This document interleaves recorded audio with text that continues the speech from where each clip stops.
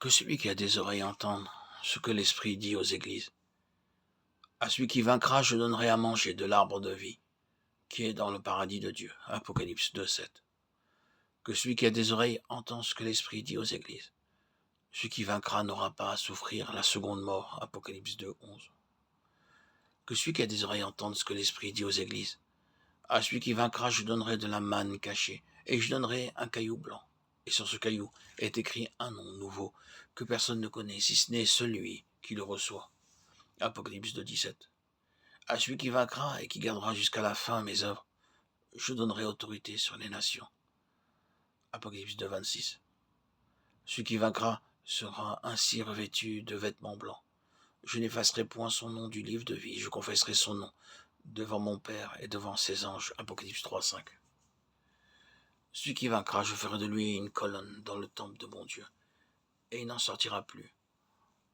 J'écrirai sur lui le nom de mon Dieu et le nom de la ville de mon Dieu, de la nouvelle Jérusalem, qui descend du ciel d'auprès de mon Dieu, et mon nom nouveau.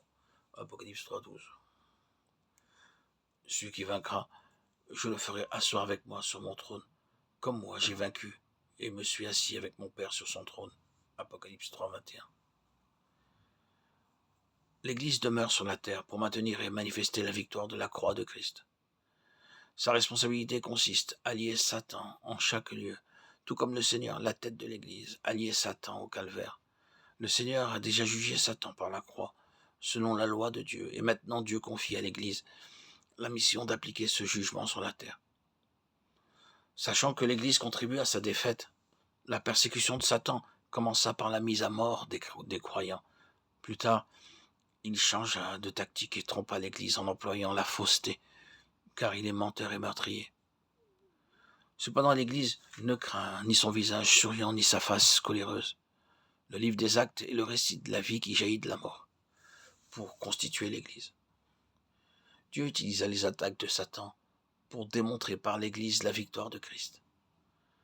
Malheureusement, l'Église échoua progressivement, comme nous le voyons par le mensonge d'Anania et de Saphira, l'avidité de Simon le magicien, l'intrusion de faux frères, la recherche par beaucoup de croyants de leur intérêt personnel, et par l'indifférence à l'égard de l'emprisonnement de Paul.